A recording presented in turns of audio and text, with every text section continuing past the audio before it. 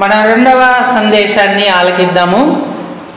లూకా రాసిన శుభవార్త 2వ అధ్యాయము 15వ వచనం నుండి 20వ వచనం వరకు మనం మార్చి చదువుకుందాం. లూకా శుభవార్త 2వ అధ్యాయము 15 నుండి 20 వచనాలు మార్చి చదువుకుందాం. ఆ దూతలు తమ యొద్ద నుండి పరమునకు వెళ్ళిన తర్వాత ఆ గొర్రెల కాపర్లు జరిగిన ఈ కార్యమును ప్రభువు మనకు తెలియజేయించి ఉన్నాడు.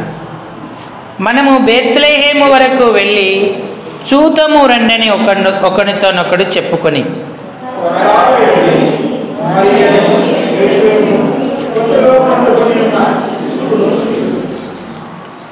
వారు చూచి ఈ శిశువును గూర్చి తమతో చెప్పబడిన మాటలు ప్రచురము చేసిరి.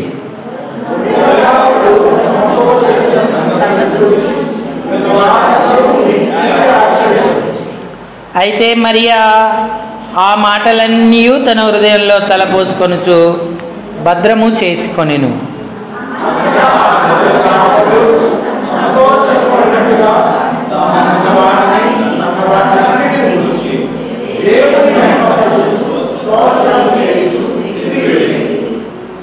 ఇరవైవ వచనాన్ని మళ్ళీ బిగ్గరగా అందరం చదువుకుందాము. అంతటా ఆ గొర్రెల కాపరులు తమతో చెప్పబడినట్టుగా తాము విన్నవాటిని కన్నవాటిని గూర్చి దేవుని మహిమపరచుచు స్తోత్రము చేయుచు తిరిగి వెళ్ళిరి. చాలండి. చదువుకున్న లేఖన భాగం చేరిరాగలిగిన మన హృదయాలకు ఈ మధ్యాహ్న కాల సమయం ప్రభు యొక్క ప్రసన్నతను అనుభవించుటకు హెచ్చరికగా, పురికొల్పుగా, ఆశీర్వాదకరంగా, దీవెనకరంగా ప్రేమగల దేవుడు చేయునుగాక. ఆమేన్. ప్రభు ప్రజలారా, ప్రభువునందున్నటువంటి ప్రియమైన వారులారా, మనం దేవుని యొక్క వాక్యం మీదనే మన మనసు నిలుపుకుందాం. దైవ భక్తిని గూర్చిన మర్మం గొప్పది అన్నాడు. వాక్యమే లేదా వాక్యమయ్యున్న దేవుడే శరీరధారిగా ఈ లోకానికి వచ్చాడు.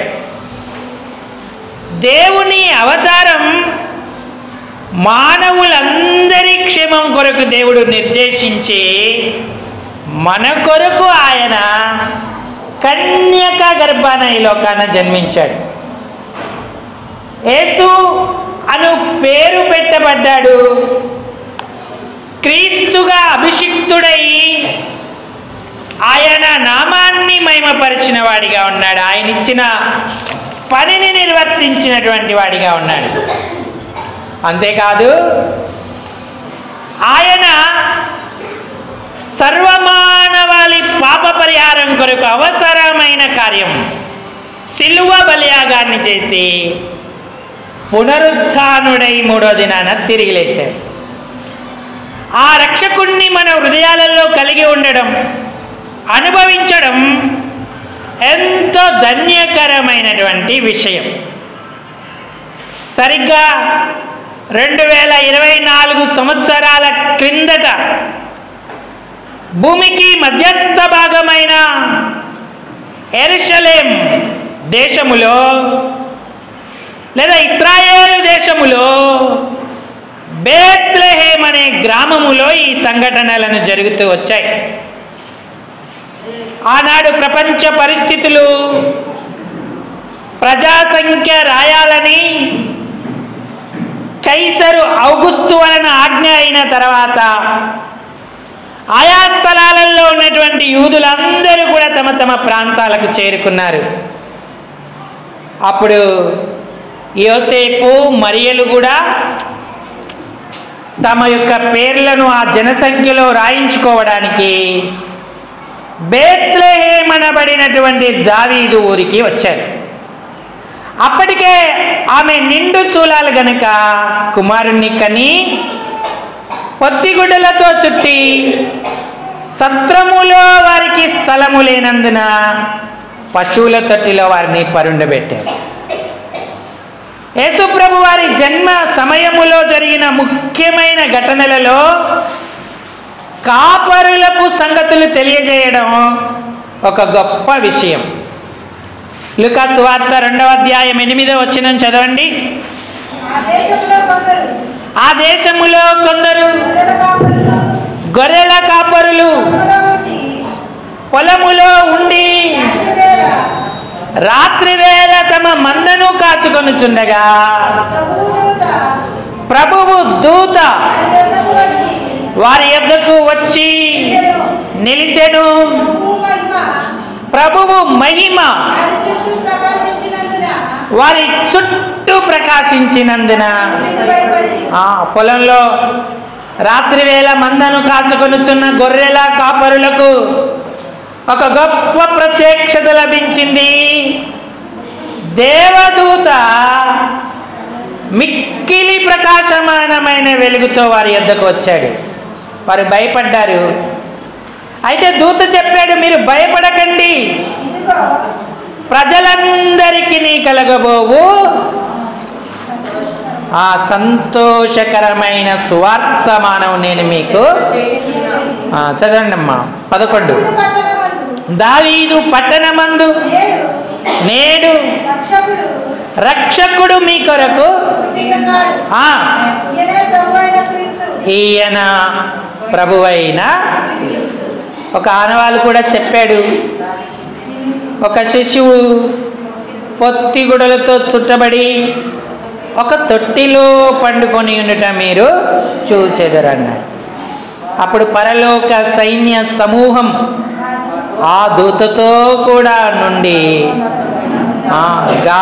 ప్రతిగానాలు చేస్తూ ప్రభువుకు స్తోత్రం చెల్లించారు. వారు ఏమన్నారంటే, సర్వోన్నతమైన స్థలములలో దేవునికి మహిమ, ఆయనకిష్టులైన మనుషులకు భూమి మీద సమాధానము కలుగునుగా కానీ దేవుని స్తోత్రము చేయుచుండెను అన్నాడు.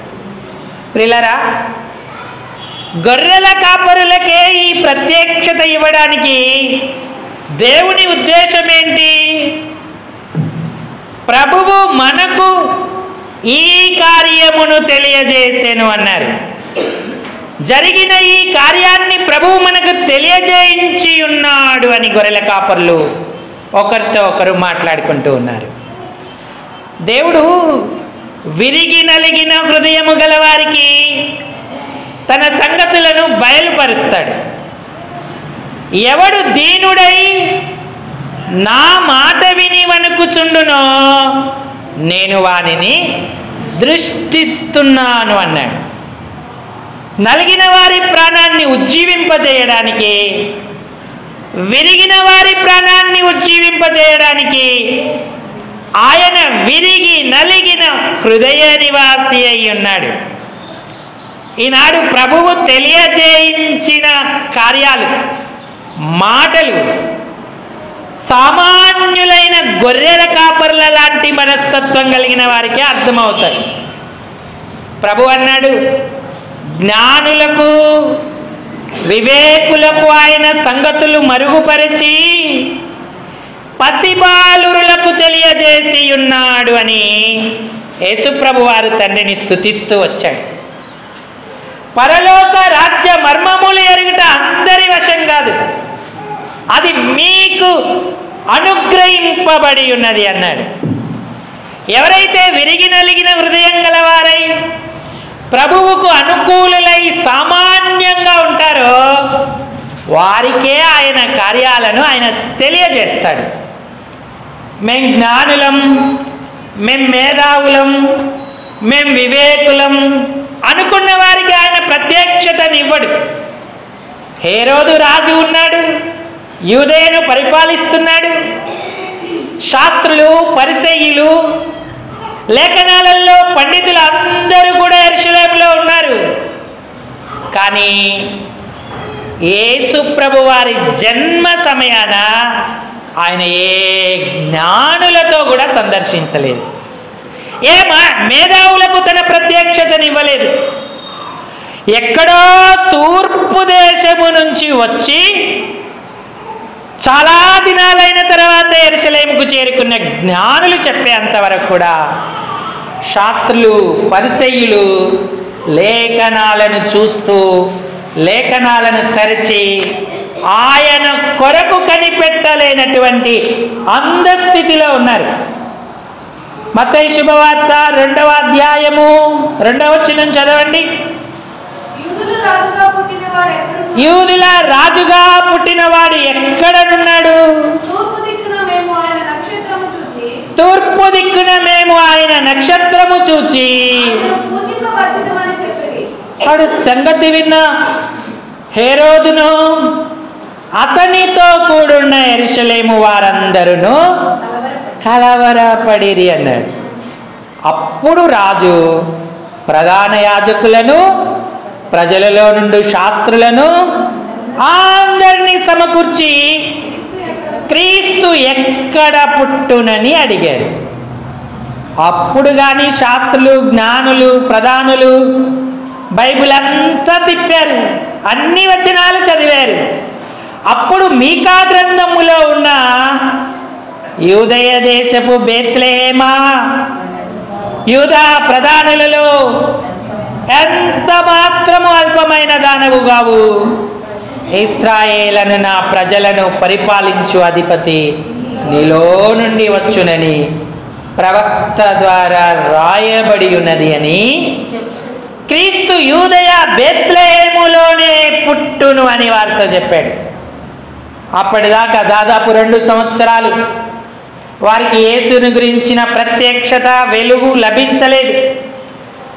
శిశువుగా ఉండినప్పుడే సామాన్యమైన ప్రజలు గొర్రెల కాపరులకు దేవుడి సంగతి తెలియజేశాడు.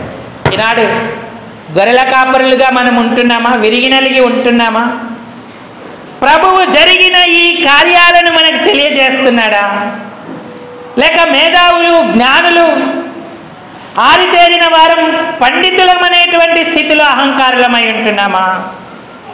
దేవుని ప్రత్యక్షత విరిగి నలిగిన గొర్రెల కాపరులకు కలిగింది. ఆయన ప్రసన్నత వారికి కలిగింది.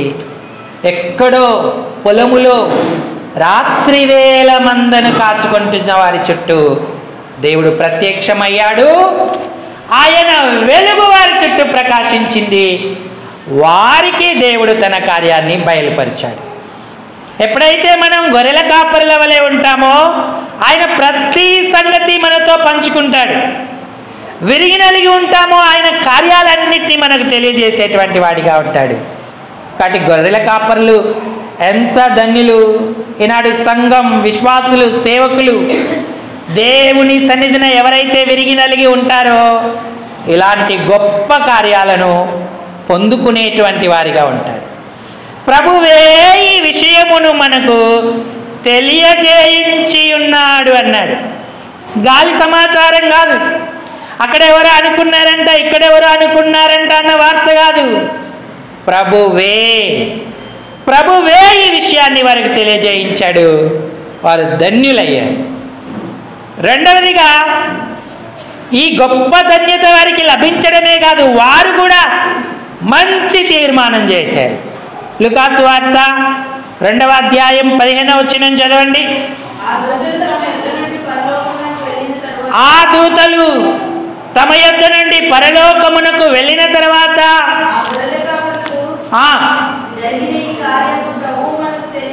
జరిగిన ఈ కార్యమును ప్రభువు మనకు తెలియజేయించి ఉన్నాడు. తెలుసుకున్న ఈ కార్యాన్ని బట్టి వారు ఆగిపోలేదు. మనము బేత్లెహేము వరకు వెళ్ళి చూతము రండని ఒకరితో ఒకడు చెప్పుకొని త్వరగా వెళ్ళి మరియను యోసేపును తొట్టిలో పండుకొని ఉన్న శిశువును చూచిరి. త్వరగా వెళ్ళి చూచిరి అంటూ ఉన్నాడు. వారికి చెప్పిన ఆనవాళ్ళ ప్రకారంగా పొత్తి గుడ్డలతో ఒక శిశువు ఆ తొట్టిలో పండుకొని ఉండుట వారు చూచారు. గొర్రెల కాపరులకు ఉన్నటువంటి అనుభవం ఏంటంటే త్వరగా వెళ్ళే అనుభవం. వారు వెంటనే నిర్ణయం తీసుకున్నారు, త్వరగా వెళ్ళారు. ఎక్కడికి వెళ్ళారు? బేత్లెహేముకు వెళ్ళారు. ఆ తొట్టిలో పొత్తిగుడ్డలతో చుట్టబడి ఉన్న ఆ శిశువును చూచిరి. ఎంత ధన్యత! ఈనాడు రక్షించబడిన మనము బేత్లెహేమైన దేవుని సంఘానికి త్వరగా వెళుతున్నామా? నీ కొరకు సిలువలో ప్రాణం పెట్టి చనిపోయి 3వ దినాన తిరిగి లేచిన దేవుడు బేత్లెహేము వరకు త్వరగా వెళ్ళి ఆయనను చూసిరి అన్నాడు. ఈనాడు దేవుని మందిరానికి లేదా బేత్లెహేమైన దేవుని ఇంటికి, రొట్టెల ఇంటికి నువ్వు త్వరగా వెళ్ళే నిర్ణయం చేసుకుంటున్నావా? ఆలస్యంగా వచ్చే నిర్ణయం చేసుకుంటున్నావా? హృదయ శుద్ధి గలవారు ధన్యులు, వారు దేవునిని చూచెదరన్నారు. గొర్రెల కాపర్లు సామాన్యులే కాదు, హృదయ శుద్ధి కలిగిన వారు, త్వరగా వెళ్ళేటువంటి ఆశ కలిగిన వారు. ఈనాడు మనం అలాంటి అనుభవం కలిగి ఉంటే బేత్లెహేమైన దేవుని ఇంటిలో, సంఘంలో వాక్యమైన యేసును దర్శిస్తాం. వాక్యమైన యేసును కన్నులారా చూస్తాం. మనకు ప్రభు యొక్క దినాల విలువ, ఆయన సన్నిధి విలువ ఎరగము గనక, ప్రాధాన్యత ఇవ్వము గనక మన పనులన్నీ ముగించుకొని పరిగెత్తుకొని ఆయన సన్నిధికి వస్తాం.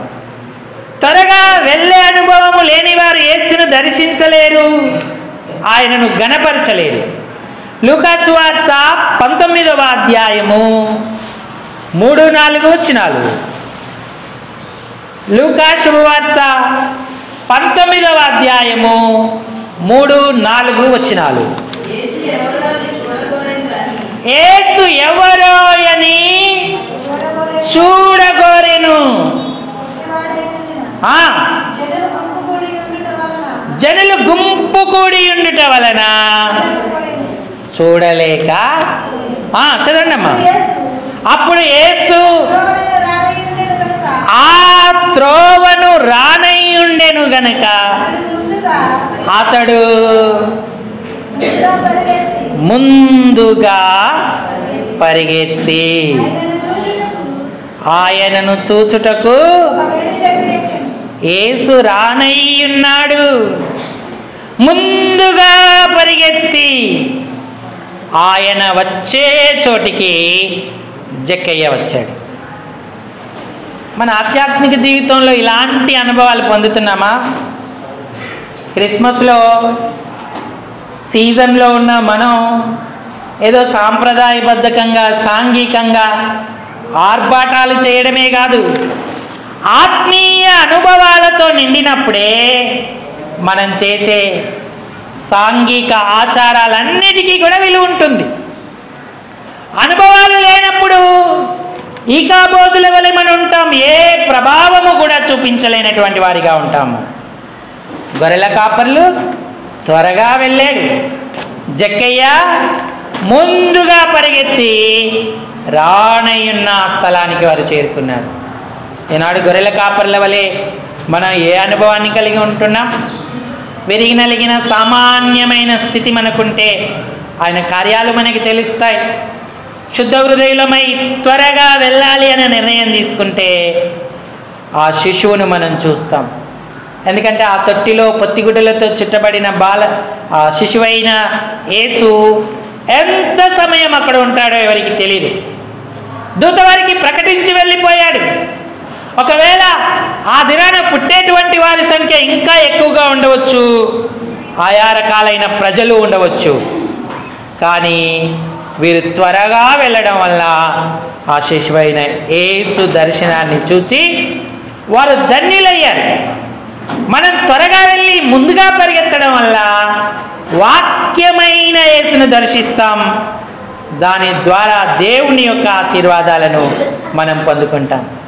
గొర్రెల కాపర్ల వలె మనం ఎప్పుడు కూడా త్వరగా వెళ్ళేటువంటి వారంగా ఉండాలి.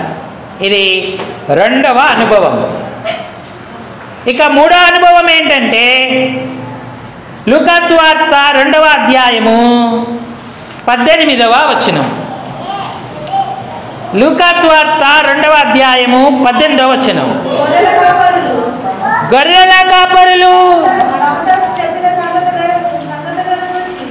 తమతో చెప్పిన సంగతులను గూర్చి విన్నవారందరూ మిక్కిలి ఆశ్చర్యపడి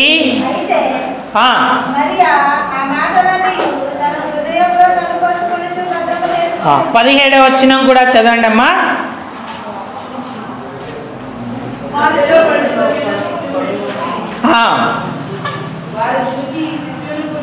వారు చూచి ఈ శిశువును గూర్చి తమతో చెప్పబడిన మాటలు ప్రచురము చేసిరి. నాతో చెప్పండి. వారు, గట్టిగా చెప్పాలి, అందరు చెప్పాలి. వారు ఈ సంగతులను ప్రచురము చేసిరి. వారు యేసును చూడడమే కాదు, తమతో చెప్పబడిన సంగతులన్నిటినీ కూడా ప్రచురం చేశారు. గ్రామ గ్రామాలలో, ఆ బేత్లెహేము ప్రాంతం అంతట్లో కూడా ఈ సంగతులను ప్రచురం చేసిరి అంటున్నాడు. గొర్రెల కాపరులకు ఉన్న మూడో అనుభవం ఇది. నిజమైన క్రిస్మస్ ఆనందం ఎక్కడో దొరకదు. దేవుని వాక్యాన్ని ప్రకటించడం, ప్రచురించడం, పంచుకోవడములో ఆధన్యత మనకు లభిస్తూ ఉంటుంది. వారు తమతో చెప్పబడిన ఆ మాటలన్నిటినీ కూడా ఇతరులకు తెలియజేశారు. ఇదిగో దేవదూత ప్రత్యక్షమయ్యాడు. ఆయన ప్రత్యక్షమవగానే మా చుట్టూ వెలుగు ప్రకాశించింది. కానీ ఆయన మాకు అభయం ఇచ్చాడు. దావీదు పట్టణమందు నేడు రక్షకుడు మీ కొరకు పుట్టి ఉన్నాడని చెప్పాడు. మాకు ఆనవాళ్ళు కూడా చూపించాడు. ఒక శిశువు పొత్తి గుడ్డలతో చుట్టబడి తొట్టిలో పరుండబెట్టబడి ఉండుట మీరు చూచెదరని. అంతేకాదు, దూతలు పాటలు పాడుతూ ప్రభువును మహిమపరిచారని. ఈ సంగతులు, ఈ మాటలు వారు ఆ గ్రామమంతటా కూడా ప్రచురం చేస్తూ వచ్చారు. ఈనాడు దేవుని యొక్క సత్యవాక్యాన్ని వింటున్న మనకు అలాంటి అనుభవం ఉంటుందా? విని మర్చిపోతున్నామా? లేక తలపోసుకుంటూ ధ్యానం చేసి ఇతరులకు కూడా ఈ సంగతులను తెలియజేసే వారంగా ఉన్నామా? యేసు ఆయన కార్యాలను గుర్చిన అనుభవం ప్రకటించేటువంటి ధన్యత మనం కలిగి ఉంటే ఎంతో భాగ్యవంతులం అవుతాం. సమరయ్య స్త్రీ తాను పొందిన రక్షణను బట్టి మౌనంగా ఉండలేదు. యేసు ప్రభుతో సహవాసం చేసి నిజమైన ప్రత్యక్షత పొందిన ఆ తల్లి ఆయనను గూర్చి ప్రచురం చేసింది. యోహాను సువార్త 4వ అధ్యాయము 39వ వచనం చదవండి.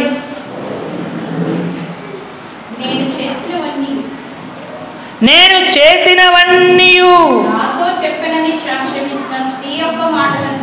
నాతో చెప్పిన స్త్రీ యొక్క మాటను బట్టి ఆ ఊరిలోని సమరయులలో అనేకులు ఆయన యందు ప్రచురం చేయడం ద్వారా ఇతరులకు విశ్వాసము కలుగుతుంది. వారు కూడా రక్షకుడైన యేసును ఎరగగలిగేటువంటి వారిగా ఉంటారు, పూజించగలిగేటువంటి వారిగా ఉంటారు. విని మనలోనే దాచుకొని మరిచిపోయి విడిచిపెట్టే వాక్యం కాదు ఈ వాక్యం. సత్యవాక్యమైన యేసును మనం ఎలాగైతే విన్నామో, చెప్పబడిన సంగతులు హృదయములో నిలుపుకొని ఇతరులకు ప్రచురం చేసేటువంటి వారంగా ఉండాలి. మనం వాక్యం ప్రచారం చేయం కానీ ఇతరమైన లేనిపోని మాటలను ప్రచారం చేస్తూ ఉంటాం. కళ్ళబల్లి కబుర్లు ప్రచారం చేస్తూ ఉంటాం, లేని వార్తలు ప్రచారం చేస్తాం. ఒక్కడైనా యేసును తెలుసుకుంటాడా? యేసు ప్రేమ తెలుసుకుంటాడా? సమరయ స్త్రీ యేసును గూర్చి ప్రచారము చేసింది.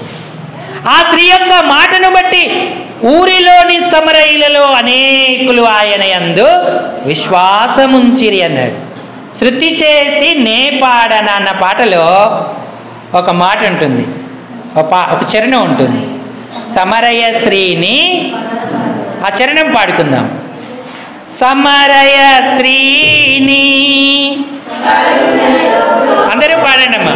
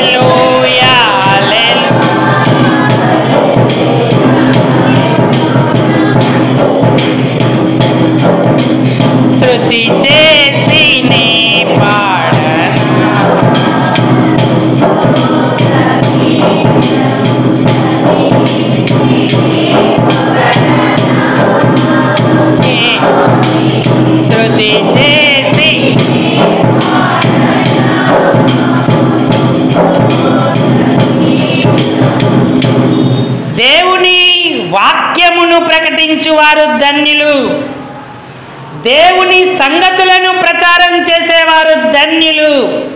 యెషయా గ్రంథంలో అన్నాడు, సమాధాన సువార్తను ప్రకటించు వారి పాదాలు సుందరములయ్యున్నవి అన్నాడు. నువ్వు ఈనాడు ఏం ప్రచారం చేస్తా ఉన్నావు? దేవుని వాక్యాన్నా, గొర్రెల కాపరులు ప్రకటించినట్టుగా తెలియజేయించిన సంగతులనా, లేక అన్యమైన వాటినా? గొర్రెల కాపరులు సామాన్యులు, విరిగి నలిగిన హృదయం గలవారు. అందుకే ప్రభు వారికి ఆ సంగతులు తెలియజేశాడు. గొర్రెల కాపరులు శుద్ధ హృదయులు, మంచి నిర్ణయం చేసుకొని త్వరగా వెళ్ళి యేసును దర్శించాడు.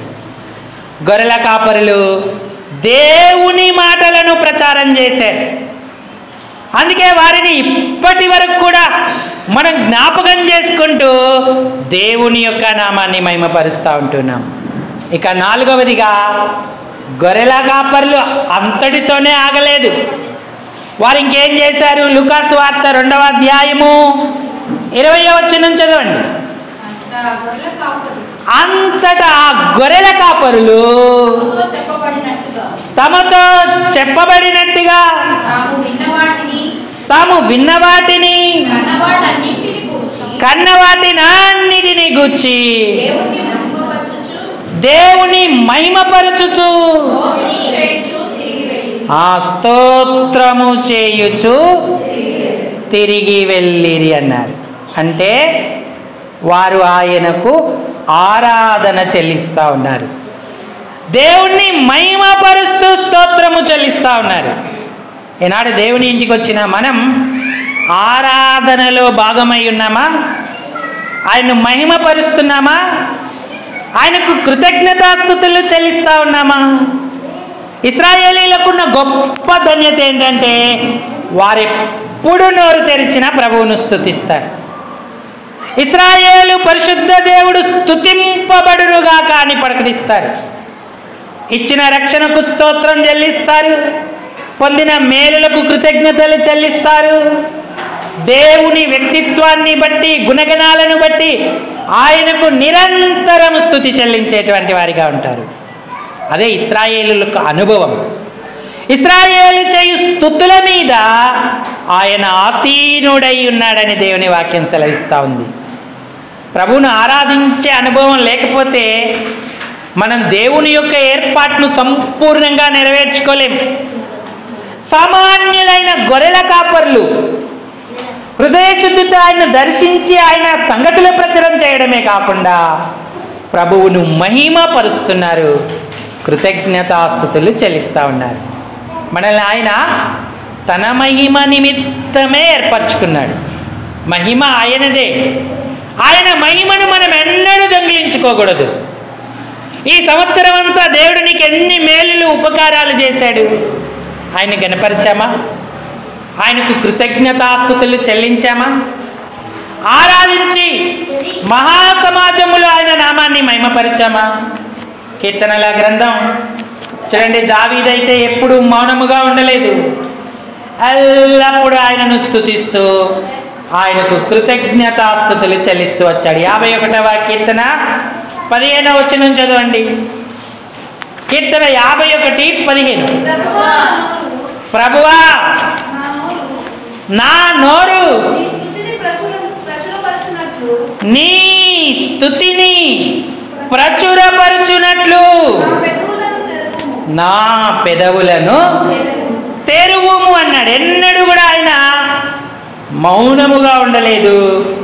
ఆయనను స్తుతిస్తూ గణపరుస్తూ వచ్చాడు. ఎక్కడ?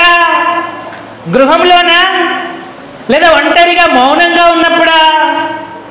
మహా సమాజములో కూడా ఆయన నీతి సువార్తను ప్రకటించాడు. 40వ కీర్తన 9వ వచనం. కీర్తన 49వ వచనం. నా పెదవులను మూసికొనక మహాసమాజములో నీ నీతి సువార్తను నేను ప్రకటించి ఉన్నానని నేనంటిని. అది నీకు తెలిసే ఉన్నది. నీ నీతిని నా హృదయములో నుంచుకొని నేను ఊరక ఉండలేదు. నీ సత్యమును నీ రక్షణను నేను వెల్లడి చేసి ఉన్నాను.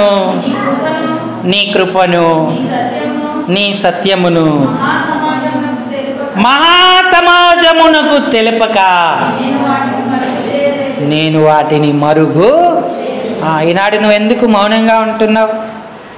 రక్షణ సందేశం విన్న నీవు, యేసు నీ కొరకే వచ్చాడన్న సంగతి తెలుసుకున్న నీవు, అయ్యా నా రక్షణకై స్తోత్రమని ఎలుగెత్తి ఎందుకు చెప్పట్లేదు?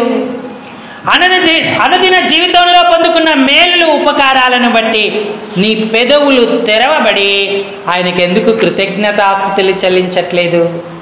ఇంకా పిరికితనం, భయం, పాపపు సంబంధించిన జ్ఞాపకాలు, పాపానికి సంబంధించిన స్థితి ఏదైతే మనలో ఉంటుందో మనం మహాసమాజంలో ప్రభువును ఆరాధించలేము. ఆయన పరిశుద్ధత మనకు భయం కలగజేస్తుంది. మనం నోరెత్తలేం.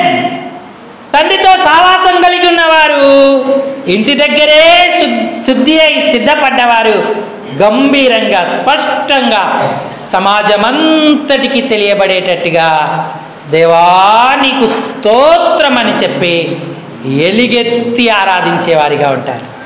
కీర్తనల గ్రంథం, ప్రకటన గ్రంథానికి రండి. ప్రకటన గ్రంథం, ప్రకటనలో పరలోకంలో ఒక ఆరాధన జరుగుతూ ఉంది.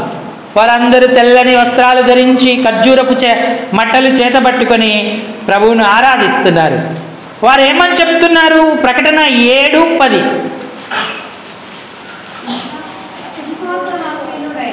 సింహాసనాసీనుడైన మా దేవునికిని గొర్రె పిల్లకును మా రక్షణకై స్తోత్రమని మహాశబ్దముతో ఎలుగెత్తి చెప్పిరి అన్నాడు. రక్షించబడి ఎన్ని సంవత్సరాలు అవుతుంది? బాప్తీసం తీసుకొని ప్రభు వల్ల పాలు పొందుతూ ఎందుకు ఆరాధనలోకి రాలేకపోతున్నాం? ఆరాధనతో ప్రభుని ఎందుకు గణపరచలేకపోతున్నాం? ఎందుకంటే ఇంకా అపవాదికి సంబంధించినవేవో మనలో ఉన్నాయి. ఇక్కడ ఆరాధించేవారు ఎలా ఉన్నారు అంటే తెల్లని వస్త్రములు ధరించుకున్నారు. అంటే అది పరిశుద్ధతకు సూచనగా ఉంది. వారు పరిశుద్ధపరచబడ్డారు. ఖర్జూర మట్టలు చేతబట్టుకొని ఉన్నారు. అంటే అది జీవానికి సూచనగా ఉంది. ఖర్జూరపు మట్ట పచ్చగా ఉంటుంది. పచ్చదనం జీవానికి సూచన. యేసుక్రీస్తు జీవం వాళ్ళల్లో ఉంది. అందుకే వారు సింహాసనాసీనుడైన మా దేవునికిని గొర్రె పిల్లకును మా రక్షణకై స్తోత్రమని మా శబ్దముతో ఎలుగెత్తి చెప్పిరి అన్నారు. అప్పుడు దేవదూతలు, పెద్దలు, మిగతా వారందరూ కూడా సాష్టాంగపడి ఆమేనని పలుకుతూ ప్రభువుకు నమస్కారం చేస్తూ వారు కూడా ప్రభువును ఆరాధన చేస్తూ ఉన్నారు. గొర్రెల కాపరులు దేవునిని స్తోత్రం చేస్తూ మహిమపరిచారు. ఆరాధించకపోతే మన క్రైస్తవ జీవితం పరిపూర్ణం కాదు. మీరు అనుకుంటున్నారేమో రెండవ వర్తమానమే ముఖ్యమైనదని. అది ఎట్టి పరిస్థితుల్లో కాదు. మొదటి సందేశమే ముఖ్యం. ఎందుకంటే ప్రభువు నీకు చేసిన కార్యాలన్నీ జ్ఞాపకం చేస్తుంది. ఆయన ఆరాధిస్తావు, హృదయమారా కొనియాడుతావు. తిద్దుపాటుకు, మేల్కొల్పుకు దేవుడు రెండో సందేశాన్ని ఇచ్చాడు. ఆరాధించి పరిపూర్ణం అవ్వడానికి మొదటి సందేశాన్ని ఇచ్చాడు. గొర్రెల కాపర్లు ఎంత ధన్యులు. ఈనాడు చిత్రపటాలలో గొర్రెల కాపర్లను చూపిస్తారు, కానీ వారు చేసిన పనులు, అనుభవాలు వారి వారి జీవితాలలో కలిగి ఉండలేకపోతున్నారు. ప్రభు రాకడ ఆసన్నమవుతుంది. మరి గొర్రెల కాపర్ల వలె నీవు సామాన్యమైన స్థితిని కలిగి ఉంటున్నావా? విరిగి నలిగి ఆయన రాకడ నీకు బయలుపరుస్తాడు. ఆయన రాకడ ఎప్పుడో నీకు తెలుస్తుంది. నువ్వు సిద్ధపడతావు. శుద్ధ హృదయం కలిగి ఉంటే త్వరగా వెళుతావు. ఆ శిశువైన యేసును దర్శిస్తావు, ధన్యుడు అవుతావు. అంతేకాదు, ఆయన వాక్యం నీ హృదయంలో నిండుగా ఉంటే నువ్వు మౌనంగా ఉండవు, ప్రకటన చేస్తావు. సమరయ స్త్రీ వలె సాక్ష్యం ఇస్తావు. ఆ గ్రామంలో అనేకులు మారినట్టుగా నీ ద్వారా అనేకులు రక్షణలోకి వస్తారు, యేసుని విశ్వసిస్తారు. అంతేకాదు, వారు దేవునికి తమ పూర్ణ ఆరాధన చెల్లించారు. జ్ఞానుల వలె వెండి బంగారాలు సాంబ్రాణి వారి దగ్గర లేకపోవచ్చు, కానీ విరిగి నలిగిన హృదయం వారి దగ్గర ఉంది. అది ఆయన అంగీకరించాడు. వారు ధన్యులయ్యారు. ఈనాడు ఈ క్రిస్మస్ సీజన్లో నీ ఆత్మీయ స్థితి ఎలా ఉంది? ప్రభువును ఆరాధించేటువంటి అనుభవాన్ని పొందుతున్నావా? గొర్రెల కాపరుల వలె ఆయన సత్యాన్ని ప్రకటిస్తూ, ఆయనను చూస్తూ ఆయన సంగతులను గ్రహిస్తున్నామా? అలాంటి కృపను మనం అపేక్షిద్దాం. దేవుడి తలంపులను దీవించునుగాక. అందరూ తలలు వంచి కళ్ళు మూసుకోండి. మనం ప్రార్థనలోకి వెళదాం.